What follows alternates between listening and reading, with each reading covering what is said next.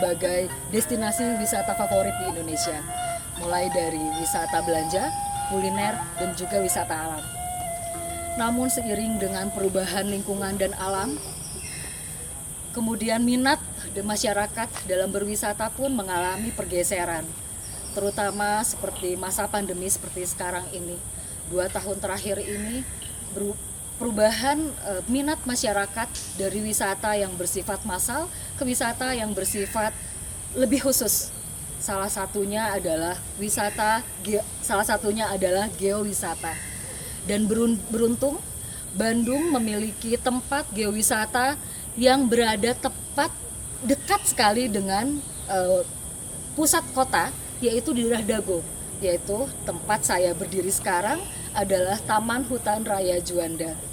Namun sebelum kita mengeksplor lebih dalam lagi tentang bagaimana geowisata yang ada di Tahura ini, kita harus tahu dulu apa sebenarnya geowisata itu sendiri. Beruntung saat ini saya sedang bersama dengan seorang narasumber yang merupakan ahli geografi dan juga dikenal dan disebut orang sebagai Bapak Bumi Indonesia. Dan beliau merupakan salah seorang pendiri dari komunitas Mata Bumi yang memiliki acara jalan-jalan khusus yang dikenal dengan nama Jelajah Geotrek. Beliau adalah Bapak Titi Bahtiar. Oh, licin ternyata. Assalamualaikum Pak. Selamat pagi. Selamat pagi. Sehat? Alhamdulillah Pak. Lagi apa nih Pak? Ya, ini ada lagi ngoreksi buku. Kabarnya lagi bikin buku juga ya Pak ya, sekarang tengah jalan ya? Iya. Ini sudah buku berapa ini Pak? Ini yang kedua. Oh, luar biasa. Yang kedua dari 6 ya.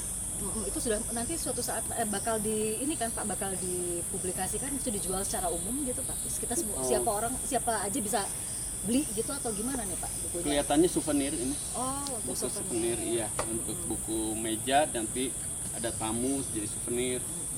Gitu. Seperti itu. Jadi begini nih Pak, ini tuh pemirsa kita tuh dari Begawo Indonesia. Kita tuh ingin sekali mengetahui Pak, ini kan kita sekarang sedang berada di Tahura.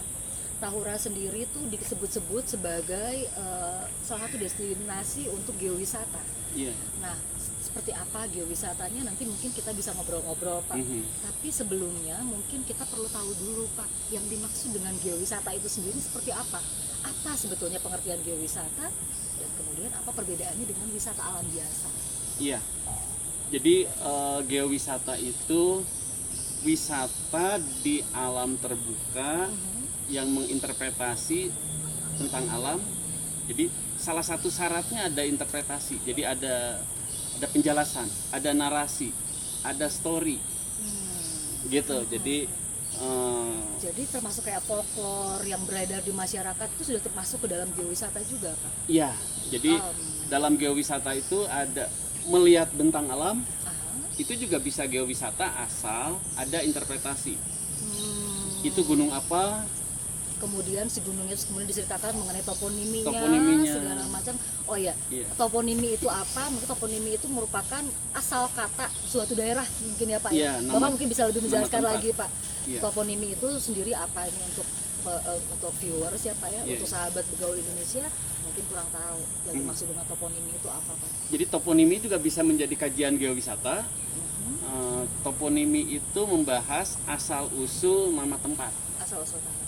Misalnya di Dago, mengapa disebutnya Dago, gitu. Jadi ada di nama Dago itu bukan hanya di Bandung, di Subang juga ada nama Dago, di beberapa tempat ada nama Dago, sehingga kalau ada interpretasi misalnya Dago itu ngadagoan, menunggu orang yang mau ke atas.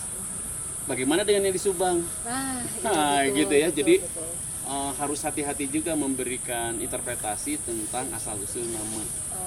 Jadi dalam tafsir saya, Dago itu adalah salah satu jenis rotan.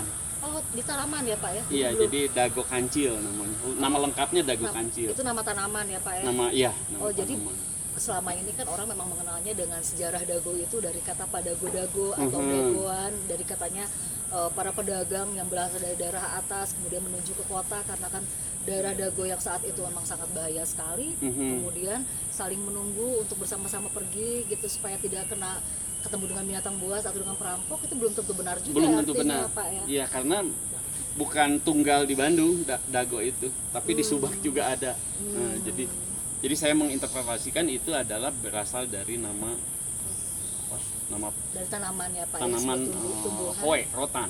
Bicara tentang geowisata ini, geowisata sekarang kita berada di Tahura. Iya, iya. Nah, sebetulnya apa saja sih, Pak, yang menjadi keunikan dari Tahura sendiri sehingga cocok untuk dijadikan sebagai destinasi geowisata? Tapi mungkin apakah kita akan terus ngobrol di sini? Sebaiknya kita kayaknya pindah tempat, Pak. Oh iya. Nah, mungkin Bapak bisa membawa kita sambil bercerita tentang apa sih yang menjadikan Tahura ini cocok disebut sebagai tempat geowisata. Nerainya di tempat. Mangga, silakan. Berikutnya. Bapak pengen ngajak kita kemana? Kita akan ikut Bapak. Ayo. Kayaknya. Untuk buminya, bagusnya sih di gua yang dindingnya terbuka. Boleh. Jadi Pak. ada singkapan, itu akan bisa menjelaskan dari mana material yang menjadi gua itu. Wah, bagus banget, Pak. Tapi ini dipikir apa, saya nggak ngeganggu aktivitas Tidak, Bapak sedang ini baca, sedang koreksi. Koreksi sedikit aja. Oke, baik, Iya. Pak. Kalau gitu kita pindah tempat sepertinya ya, Pak, ya. Iya, mangga. Ya, terima kasih banyak, Pak. Sama-sama. Sudah jelas itu merupakan daerah resapan air, gitu. Iya. Sabuk hijaunya. Sabuk hijau, oksigen, Oksigen, iya. penurun suhu. Terus naik ke gunung. Nanti pada ketinggian tertentu dia kondensasi, jadi berubah dari gas, dari udara ke air.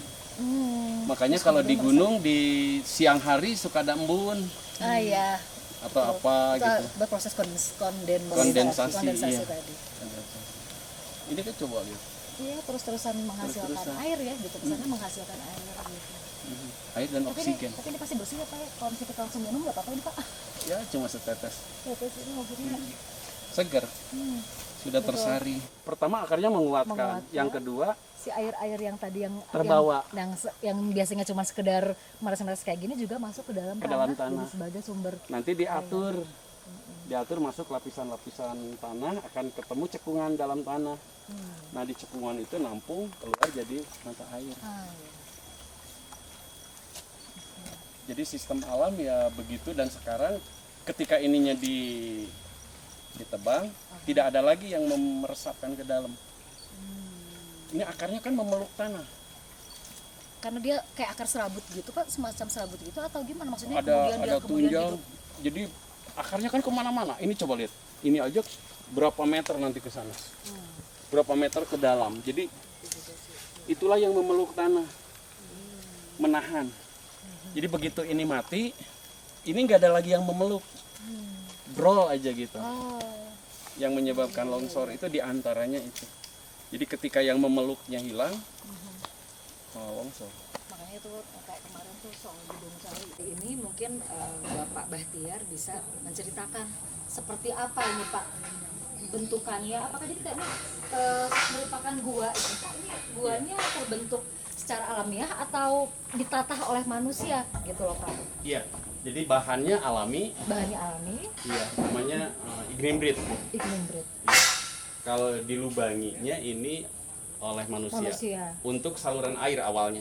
Oh, awalnya saluran air ya, Pak, ya? Saluran air untuk mengalirkan air Cikapundung ke Dago Bengkok. Iya. Nanti jadi listrik. Ini kurang lebih panjangnya berapa nih, Pak, sampai ke sana, Pak? 70-an mungkin ada ya. 70 meter ya, kurang Iya, lebih ya. kurang lebih. Nah, ini sebetulnya ignimbrite itu sendiri apa ini, Pak? Ya, ini dari bahan dari letusan Gunung Sunda, gunung api. Endapannya, Pak? Iya, ini endapan dari material letusan gunung api sebelum Gunung Tangkuban Parahu. Jadi terkenalnya Gunung Sunda. Jadi Gunung Sunda itu menutupi Gunung Tangkuban Perahu kah atau memang beda lagi, Pak, posisinya? Jadi pertama ada gunung yang lebih besar, namanya Gunung Jayagiri, meletus dahsyat 500.000 tahun yang lalu. Nah, membentuk kaldera. Kaldera itu kawah yang diameternya lebih dari 2 kilo. Nah, dari kaldera Gunung Jayagiri itulah lahir Gunung Sunda. Gunung Sunda. Tumbuh gunung baru yang ketinggiannya plus minus 4.000 meter. Wow, Tinggi sekali. luar biasa ya. Iya. Bahkan itu kalau misalnya masih ada itu bisa menjadi gunung paling tinggi di Indonesia kayaknya ya Pak. Karena kayak rata-rata di Jawa Barat udah nggak ada lagi ya Pak ya Iya, gunung setinggi itu. Untuk gunung api ya. Untuk Ah, gunung api iya. tinggi sekali. Lalu Gunung Sunda itu meletus yang terakhir 105.000 tahun yang lalu. Nah, materialnya diantaranya ini. Dari bentukan awan panas itu, Awan panas itu. awan panasnya membentuk Mengendap menjadi ini. bebatuan ini. Iya. Inilah ignimbrite itu Iya. ya Pak ya. Jadi ada yang mengalir, ada yang jatuh bercampur karena suhunya panas, jadi terpadatkan. Jadi ketika digali ini dalam tanda petik tidak perlu konstruksi lagi, sudah kuat. Oh, begitu. Jadi cuma tinggal ditata saja, Dilubangi, jadi saluran. Cukup ya Pak. Jadi tidak perlu khawatir apakah nanti akan rubuh misalnya. Iya. Gitu, tidak perlu khawatir seperti itu ya Pak Ya, ya. kecuali ada gempa besar gitu ya. Tapi yang sampai saat ini cukup bertahan. Nah, berarti Gua Belanda ini merupakan salah satu bukti bahwa inilah Bandung Purba ya Pak ya. Bisa ditemukan di Tahura ini ya Pak. Iya, jadi materialnya dari Gunung Sunda lalu dimanfaatkan oleh kolonial menjadi tempat saluran air pada awalnya. Awalnya saluran air dan kemudian berubah fungsi juga akhirnya jadi tempat apa ya Pak? Maksudnya tentara Belanda berkumpul Ya. di sini dan menjadikan ini sebagai markas juga mungkin ya Pak Markas ya. gudang katanya Gudang. gitu ya. Jadi ini material ini umurnya sudah 105.000 tahun yang lalu. Nah, yang mengalir ke arah barat ini membendung Citarum. Ah, iya. Jadi Danau Bandung Purba itu sama. Ke sini mengendap di sini, yang mengendap di Citarum, di utara Padalarang, menyebabkan Bandung jadi danau. Pak, saya pengen tahu juga nih Pak mengenai penulisan Citarum atau Ci lah gitu ya di Bandung. Nama sungai itu harusnya karena di Sunda itu memakai Ci, itu identik dengan sungai. Jadi Citarum harusnya dipisah. Ci T besar Tarum. Tarum merupakan namanya, Ci merupakan sungainya itu sendiri. Oh, baik. Cimahi untuk sungai. Tapi ketika menjadi nama kota harus disatukan. Iya, Cimahi. iya. Jadi Gitu. khusus untuk Nama sungai. ya Pak ya. Jadi orang sini kan suka kekhawatiran takut tidak dimengerti orang. Padahal di tempat lain ada Batang. Batang Hari. Iya. Batang apa tidak pernah ada tulisan Sungai Batang Hari. Iya betul, Batang Hari saja ya. Batang Hari Sudah saja jelas. sudah jelas. Begitupun Bengawan. Bengawan Solo tidak pernah menulis Sungai Bengawan Solo. Jadi kalau di sini Sungai Citarum itu jadi Sungai Tarum. Iya, berlebihan. Berlebihan. Ya, justru. Iya.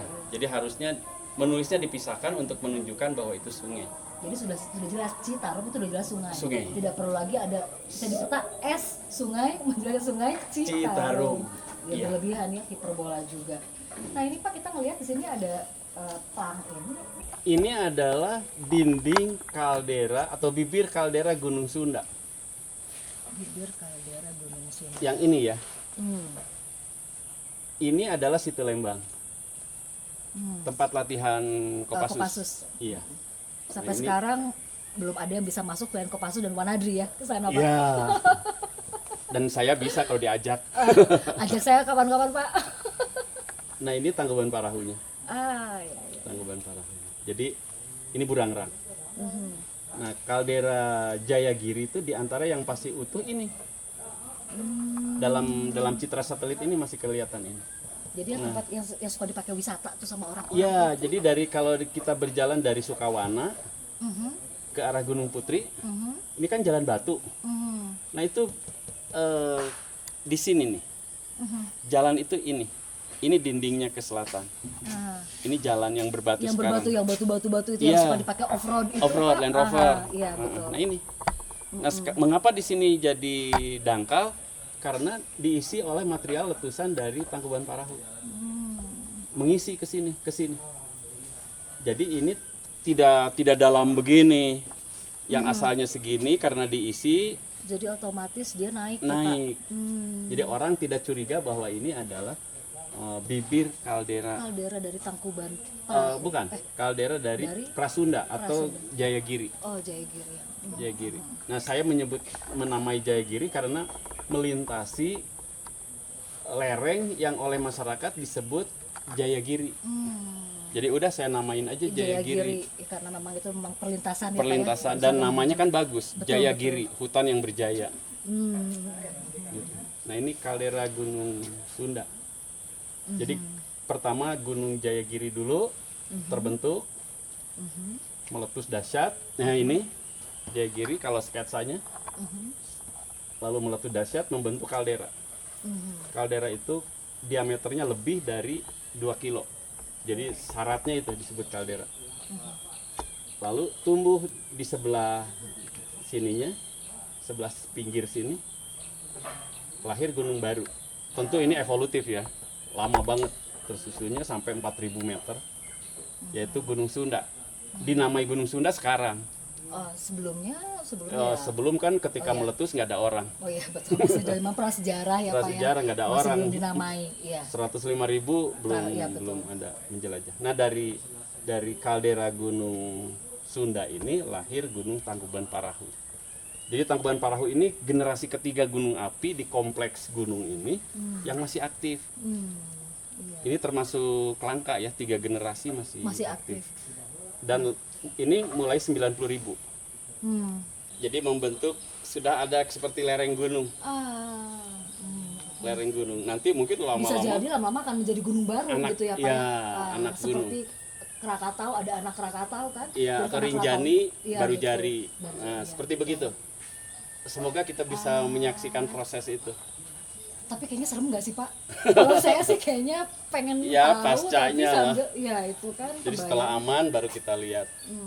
Jadi yang dinding gua Belanda ini berasal dari letusan yang ini, Gunung Sunda.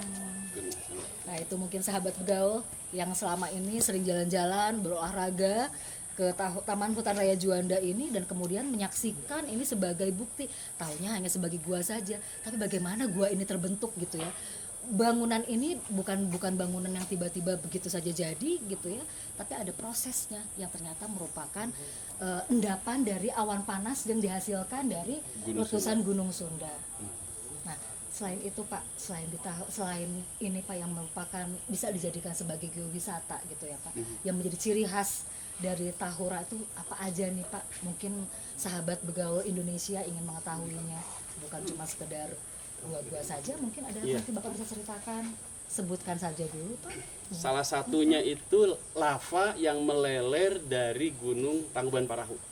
Itu kayaknya perlu kita ceritakan lagi, tapi Iya. kayaknya kita mau sambil ngopi-ngopi kali Pak ya. Mangga. Kita istirahat, kita mungkin nanti bisa pindah ke atas sambil ngobrol-ngobrol. Mangga. Dinamai juga selendang Dayang Sumbi. Nah itu tuh bagaimana ceritanya? Apakah memang ada folklore atau misalnya ada legenda yang menyertai itu kan sehingga dinamai itu, atau bagaimana mungkin Bapak bisa cerita tentang itu? Iya. Jadi asalnya batu itu yang disebut selendang Dayang Sumbi itu tertutup oleh tanah. Awalnya ya. Lalu terjadi banjir. Nah, banjir itu menggerus tanah penutupnya bersih, hilang si tanahnya baru kemudian terlihat. Nah, terlihatnya itu oleh pemancing. Jadi riwayatnya tuh begitu. Jadi pemancing melihat di sana kok jadi seperti yang dibuat oleh manusia. Lalu lapor ke petugas Tahura Juanda. Petugasnya lapor ke kepalanya. Nah, entah siapa yang ngasih tahu, saya dihubungi untuk melihat langsung, untuk meyakinkan apakah itu buatan ataupun alam. Jadi saya meyakinkan bahwa itu adalah yang membuatnya adalah alam. Jadi penamaan selendang Dayang Sumbi itu justru Bapak yang menamakan itu ya Pak? Ya. Karena penyebutan itulah kemudian dikenal. Jadi maksud saya tidak ada legenda tertentu, maksudnya apa ada kaitannya dengan Sampuriang kah atau apa? Tidak ada. Oh nggak ada sama Jadi sekali. karena dihubungkan dengan Dayang Sumbi karena sumber lava itu dari Tangkuban Parahu. nah itu. Jadi Tangkuban Perahu yang ada legendanya. Iya Gitu. iya. Oh jadi makanya karena itu berasal dari Tangkuban Perahu itulah gitu baru kemudian dinamai itu. Itu lavanya itu, lava tuh ada dua jenis. Satu lava yang kental, satu lava yang encer. Nah yang ini encer. Jadi yang encer itu bisa meleler jauh, bisa belasan kilometer. Misalnya dari Tangkuban Perahu meleler sampai Tahura sampai ke Curug Dago, bahkan sampai ke hilirnya. Iya. Jadi mengapa terjadi seperti selendang? Endapan gitu ya. Iya, mengapa terjadi lava meleler lalu seperti selendang? Bentuknya. Jadi prosesnya tuh begini, kalau tangan saya jadi animasi, ini dasar tanah, lalu ini lava yang meleler.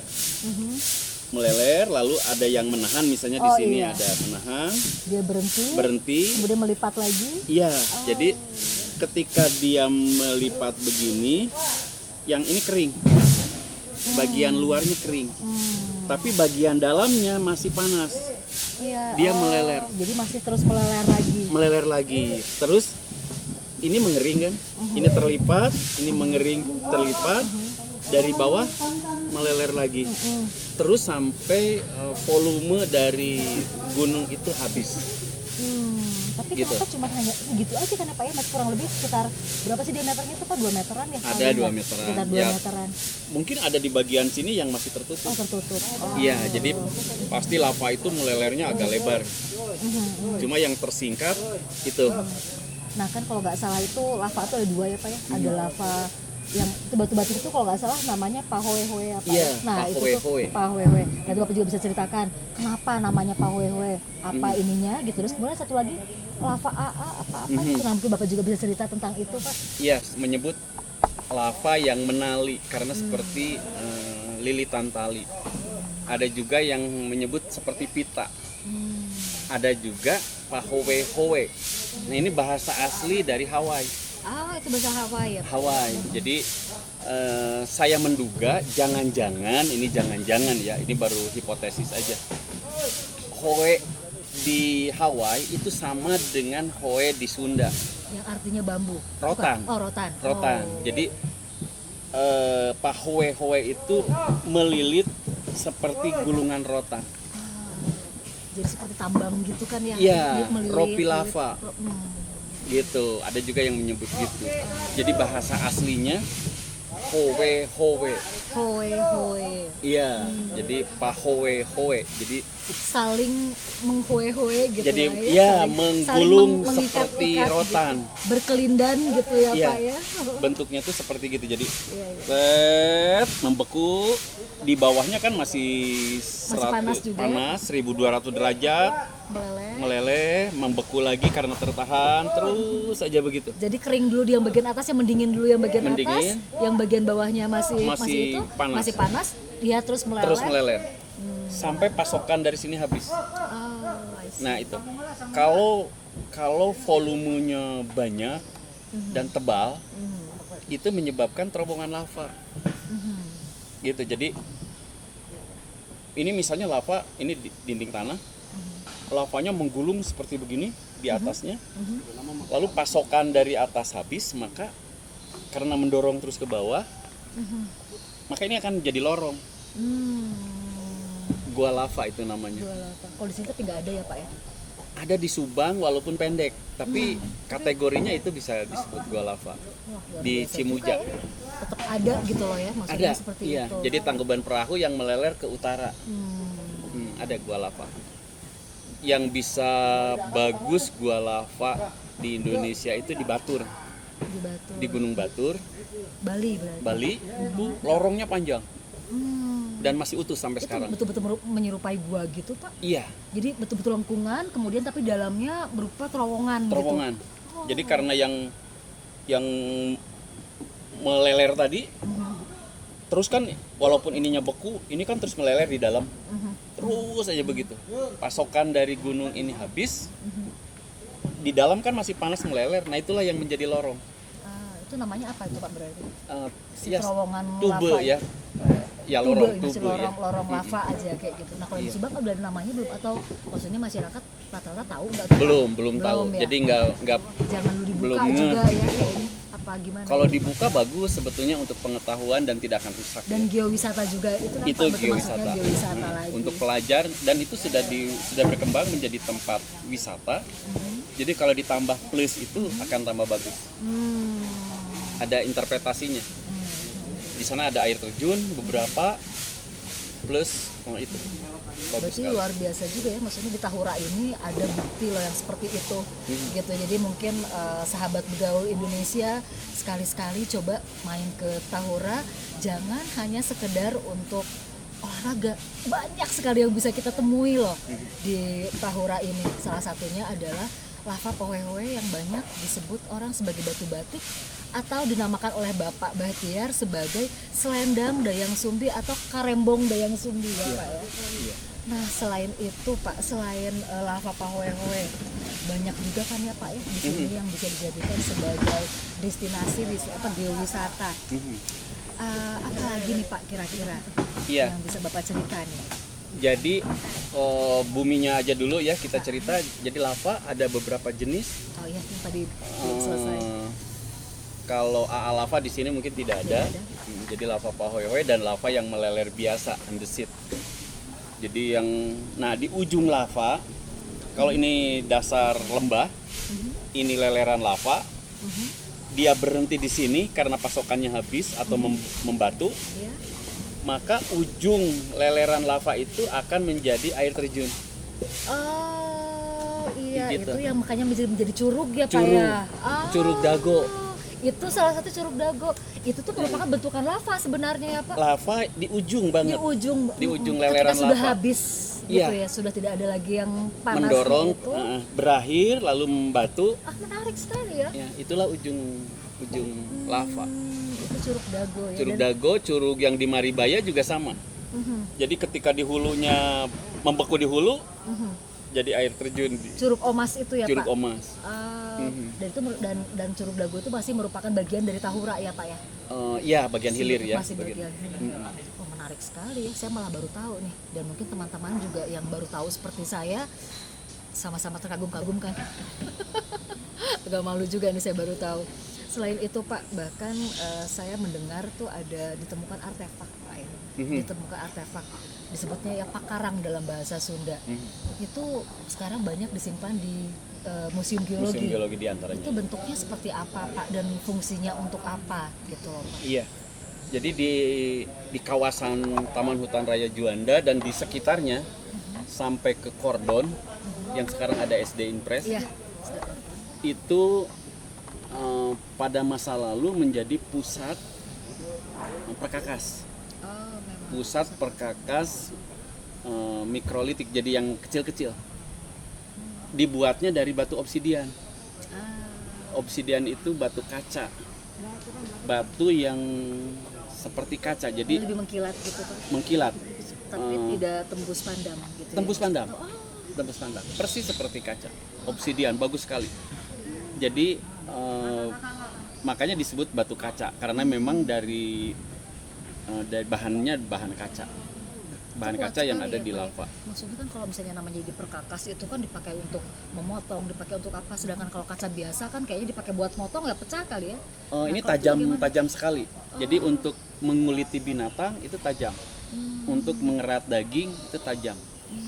Untuk menjadi mata panah tajam. Oh, berarti yang ditemukan itu kurang lebih seperti mata panah, gitu, Iya, mata mata panah, mata pisau pengerat, pengerat. gitu ya. Ujung tumbak, yang begitu.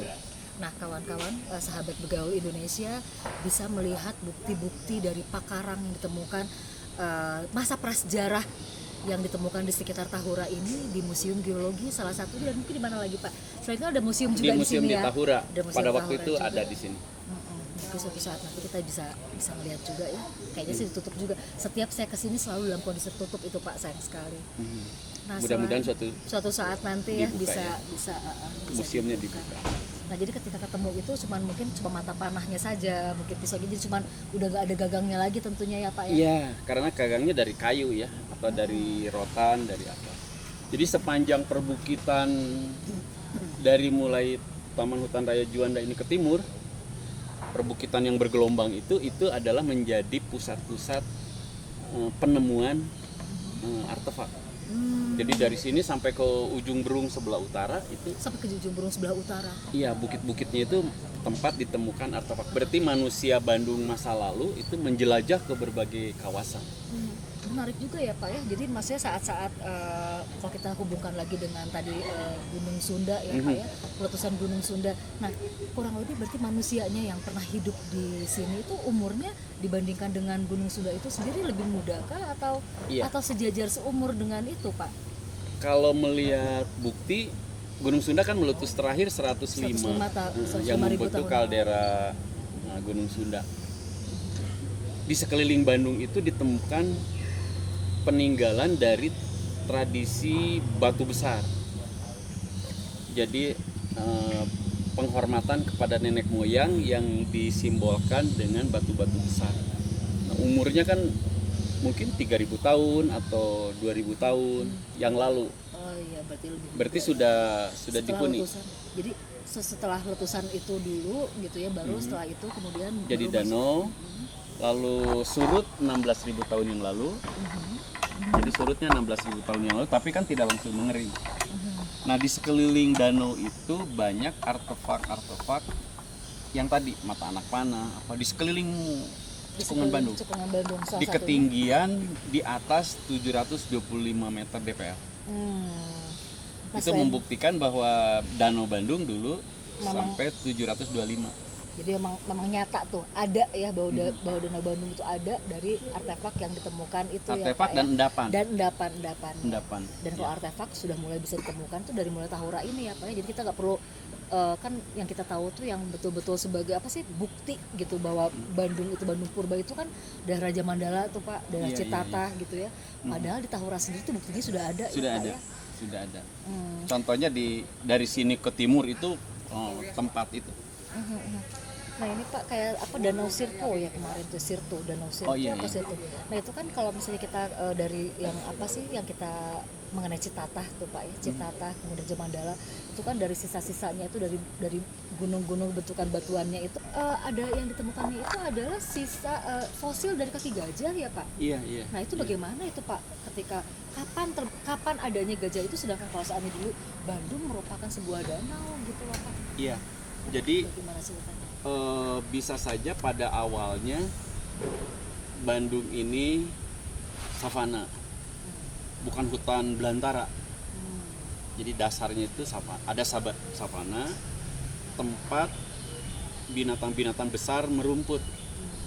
Jadi ada di lahan basah apalagi ada buaya, ada binatang pagi-pagi semua merumput ke sana di lembah Citarum itu.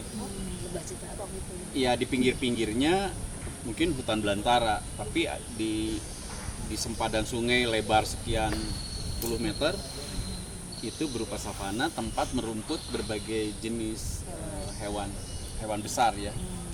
Dan sifat hewan besar itu kan hidupnya bukan di hutan belantara, tapi di pinggir-pinggir bantaran di bantaran apa? Iya, di savana lah, di daerah savana yang banyak air, lahan basah gitu. Jadi kalau di hutan kan mereka banyak terkait lah ke liana, ke pohon tumbang, kemana gitu. Jadi kalaupun hutan bukan hutan yang rapat, bukan yang belantara. Jadi kemungkinan besar berupa savana yang ya tentu ada beberapa pohon. Jadi kemungkinan gajah alami lalu tertimbun oleh endapan letusan gunung api, makanya berupa pasir. Nah yang di Tahura sendiri sudah habis ya Pak yang bisa dimasukkan sebagai geowisatanya sendiri. Itu apa aja nih Pak? Mungkin jadi geowisata itu bukan hanya batuan, bukan hanya letusan gunung api, bukan, tapi bagaimana hubungan saling ketergantungan antara alam dengan manusia dan manusia dengan alam. Jadi segala hal yang tumbuh di bumi di Tahura itu adalah objek geowisata, objek interpretasi geowisata. Jadi ada pohon yang tumbuh di endapan Ignimbrит Gunung Sunda, itu juga kajian geowisata. Ada lava di Curug Dago, itu kajian geowisata. Lalu ada Raja Thailand yang datang ke sana menulis prasasti, itu kajian geowisata. Gitu. Jadi semua ada bentang alamnya, ada pohonnya, ada budayanya, itu bisa menjadi materi saling keterkaitan ya Pak ya. Iya, ada interpretasi. Jadi mulai dari ekowisatanya juga gitu ya, bagaimana para wisatawan itu diharapkan gitu mampu untuk jadi keberadaan tempat wisata itu sendiri dapat menghidupi masyarakat sekitar secara ekonomi misalnya kayak Bisa, gitu. Terus juga kemudian mengenai kearifan lokal ya, mungkin ada kesenian apa segala itu sudah masuk ke dalam geowisata juga. Geowisata. Berarti kan Tapi kalau di artinya. daerah konservasi gini harus sangat hati-hati.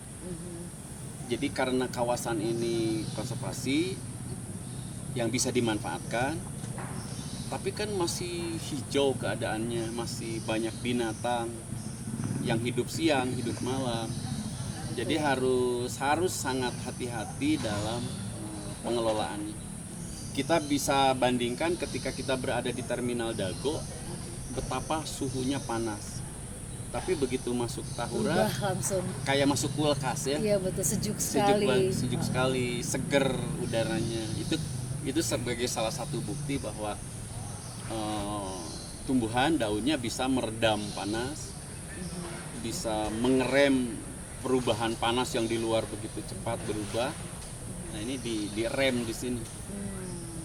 Itu bisa menjadi kajian geowisata. Nah ini Pak, peran aktif masyarakat nih Pak untuk mempertahankan atau bagaimana sih supaya geowisata ini semakin dikenal gitu ya Pak ya. Terus mulai mencintai geowisata gitu ya. Jadi bukan cuma sekedar jalan-jalan ke Bandung itu hanya sekedar belanja atau mencari kulinernya, dan wisata alam itu hanya sekedar untuk ya mungkin ya kan bisa dibedakan ya Pak ya. Seperti yang tadi Bapak jelaskan di awal-awal, wisata alam biasa saja dengan geowisata gitu. Bagaimana caranya supaya apa sih yang bisa masyarakat lakukan gitu loh Pak agar bisa lebih mengenal tentang ini gitu. Jadi sekarang harus mulai, semua harus kompak, semua yang bisa terlibat harus melibatkan diri, diminta ataupun tidak. Yaitu yang ada konsep sekarang storynomic. Bagaimana sesuatu itu menjadi ada ceritanya. Misalnya orang berkunjung ke Tahura, lihat pohon Kimenyan, lalu ada ceritanya, ada narasinya. Lalu ada pohon apa lagi, lalu ada narasinya, ada ceritanya. Lihat tupai, lihat apa, ada ceritanya, ada narasinya. Itu story. Nah, bagaimana story ini menarik, dibuat semenarik mungkin, tapi tidak boleh bohong, agar orang itu bisa bertahan dengan sukarela, dengan gembira, dengan senang hati. Nah, kalau dia dari pagi sampai siang berkeliling di sini lalu mendengarkan story tadi, siang kan perlu istirahat, lapar. Karena lapar dia membeli makanan. Itulah ekonomiknya. Nah, ya Gitu. ekoturisme, masuk ke ekoturisme yang tadi itu. Iya, jadi konsepnya Iya. storynomic. Oh ya, story mau. Jadi orang sekarang bukan hanya manfaat pohon adalah ini bukan, tapi datang ke sini lalu melihat lumut, ada ceritanya, mengapa lumut ada di sebelah timur pohon, ada ceritanya, gitu. Lumut di sebelah timur pohon ya Pak ya selalu. Saya malah nggak tahu nih, baru dengar. Nah ini kayaknya perlu cerita juga sedikit aja Pak. Iya, jadi kalau Berhubungan dengan sinar matahari. sinar mungkin matahari ya, Pak, ya? pagi, jadi sebagai indikator lah, kalau lumutnya hijau sebelah bagian dari pohon itu, sangat mungkin itu arahnya ke timur. Nah gitu ya, kalau lagi bingung di hutan, di mana nih lumut di pohon itu yang paling subur, Yang paling subur. hijau. Ya, berarti itu arah timur Arah berarti timur. artinya. Oh, I see. Kompasnya ke timur. Kompasnya ke timur. Iya. Itu salah satu ya, salah satu. Ini sedikit deh mungkin mengenai ini Pak, mengenai apa ya, sesar nih Pak. Sedikit. Saya tuh pernah mendengar gitu ya Pak ya, bahwa kalau misalnya seandainya ada gempa lagi ya, kalau seandainya si patahan Lembang itu bergerak gitu ya, dan kemudian terjadi gempa lagi, kabarnya itu bahkan kondisi apa sih kejadian Liquid. likuifaksi seperti di Sulawesi itu bisa terjadi di Bandung kabarnya. Iya. Itu iya. benar Pak? Jadi Bandung itu kan selama 105.000 tahun sampai 16.000 tahun yang lalu digenang danau. Nah selama itu lebih dari 90.000 tahun mengendapkan lumpur. Mengendapkan lumpur, mengendapkan pasir dan sebagainya, endapan danau yang sampai sekarang jenuh air. Jadi yang kering itu hanya lapisan atas. Jadi basah jadi ya di Iya, bawahnya di bawah itu. tuh basah. Jadi kalau ini digoyang kekuatannya kuat, waktunya lama, maka air yang selama ini menopang lapisan atas akan Muncul merembes dia. keluar. Nah, kalau ini merembes keluar, maka ini kan kosong. Karena kosong, ini turun. Pasti akan amblas yang di bawah yang di atas Iya. akan masuk ke dalam Masuk ke si dalam. lorong gerowongan itulah Gerowongan ya, Pak. tadi. Nah, Oh. itu likuifaksi. Semoga tidak terjadi Semoga tidak terjadi. karena sudah padat. Iya betul, itu mengerikan sekali. Kalau seandainya apa sih sesar Lembang itu bergerak yang paling bakal terkena dampak itu Pak, daerah Iya. mana nih kurang lebih? Ini tuh pengetahuan kita juga nih untuk berhati-hati. Jadi yang di Cekungan Bandung itu yang sudah diteliti secara rinci itu baru sesar Lembang. Hmm. Padahal di selatan Bandung itu wah banyak juga, panjang juga, di timur ada, di barat ada, cuma belum diteliti seperti sesar Lembang. Jadi sumber sesarnya bisa jadi bukan hanya dari sesar Lembang, dari selatan ada, dari timur ada, dari barat ada. Itu memanjang bukan sih Pak? Maksudnya itu merupakan satu jalur gitu, itu merupakan sesar, Iya, ya kan seperti itu kan Pak? jadi nah asalnya begini, yang Lembang itu contohnya ya. Lalu yang ini yang utara itu bergerak ke bawah plus mendorong ke barat. Jadi setiap gerakan itu turun, sliding, turun, sliding, turun, sliding, turun, sliding, terus gitu. Jadi turunnya kecil sekali, cuma karena dalam rangkaian waktu yang lama, yang panjang, jadi kelihatan juga tingginya, Iya. seperti di Gunung Batu. Jadi udah mulai gini banget ya Pak ya? Iya. Udah- Dan sungai yang tadi disebut turun sambil bergeser, sliding, itu menyebabkan aliran sungai bengkok. Jadi asalnya sungai itu dari hulunya begini, ini sesar Lembang. Karena sambil turun sambil begini, nah jadi begini. Ininya tetap di utaranya begini. Pas di pinggir sesar Lembang melengkung. Ini bisa diukur sudah bergeser berapa seberapa. Nah, 100 meter. itu kayaknya kebayang apa deg-degan banget gitu ya Pak ya. Sekarang sudah di mana nih? Sekarang posisinya sudah di mana nih? Kalau misalnya udah bergeser lagi aja sedikit lagi bergeser, udah deh kayak Bandung abis ya Pak. Bagaimana nih Pak? Kalau saya Tergantung deg-degan nih sambil ngomong juga deg-degan. tergantung kekuatan sesarnya. Semoga dicicil dan kecil-kecil, semoga gitu. Tapi di sana 3,3 di Kampung Muril pernah gempa. Karena konstruksi rumahnya belum tahan gempa, jadi banyak yang rusak. Jadi yang akan berbahaya itu satu, yang persis di garis patahan. Dan itu sudah dipetakan oleh Pak Mudrik ya. Di Google Map sudah terbuka. Persis garisnya itu kelihatan. Yang kedua, di pinggir kiri kanan. Misalnya ke kiri kanan 25 meter, ke kiri 25 meter sepanjang jalur itu. Yang paling bahaya adalah yang membangun di garisnya, memotong. Itu mah udah aja pasti langsung ambles. kalau Iya, kayak belah gitu loh. Belah. Kalau gedung pasti belah.